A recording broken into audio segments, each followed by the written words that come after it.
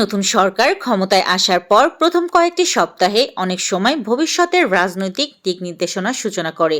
এ সময় সিদ্ধান্ত, আচরণ এবং নীতিগত বার্তাগুলা শুধু প্রশাসনিক কাঠামো নয়, বরং জনগণের মনোজগতেও সরকারের একটি প্রতিচ্ছবি তৈরি করে।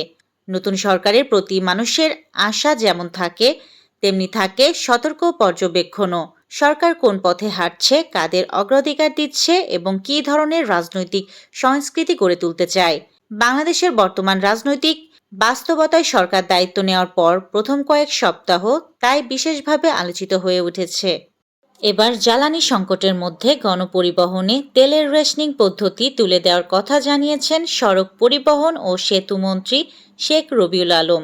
তিনি বলেছেন, গণপরিবহনের জন্য জ্বালানি তেল রেশনিংয়ের সীমা আর থাকছে না।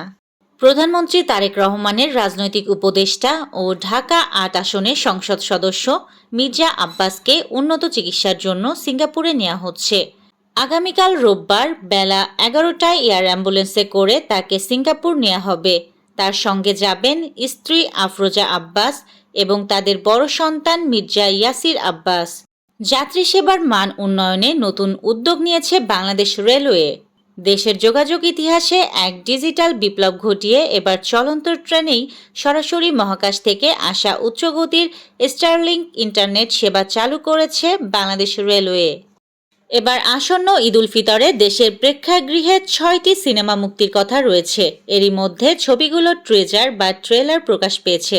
তবে দর্শক প্রতিক্রিয়ার দিক থেকে সবার চেয়ে এগিয়ে রয়েছে ঢাকায় চলচ্চিত্রের সুপারস্টার সাকিব খানের সিনেমা প্রিন্স এর টিজার। গত ২ সপ্তাহ ধরে চলমান সংঘর্ষে যুক্তরাষ্ট্রের বাহিনী ইতিমধ্যেই ইরানের প্রায় ৯০% ক্ষেপণাস্ত্র ধ্বংস করেছে বলে এমনটা দাবি করেছেন যুক্তরাষ্ট্রের প্রেসিডেন্ট ডোনাল্ড ট্রাম্প। পাশাপাশি তিনি জানান, আগামী দিনগুলোতে ইরানের বিরুদ্ধে সামরিক অভিযান আরও জোরদার করা হবে। ভারত মহাসাগরে ইরানের নৌবাহিনীর যুদ্ধজাহাজ IRIS দেনাতে হামলার ঘটনায় কঠোর প্রতিক্রিয়া জানানোর ঘোষণা দিয়েছে ইরান।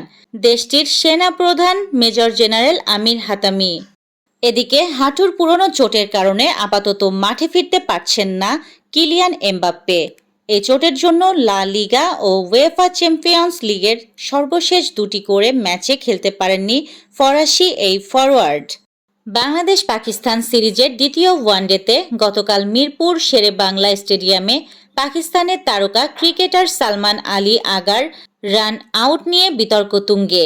এই ছিল আজকের শীর্ষ সংবাদ। ছিলাম আমি ইয়াসমিন লিভা, সুরমা টিভি 24।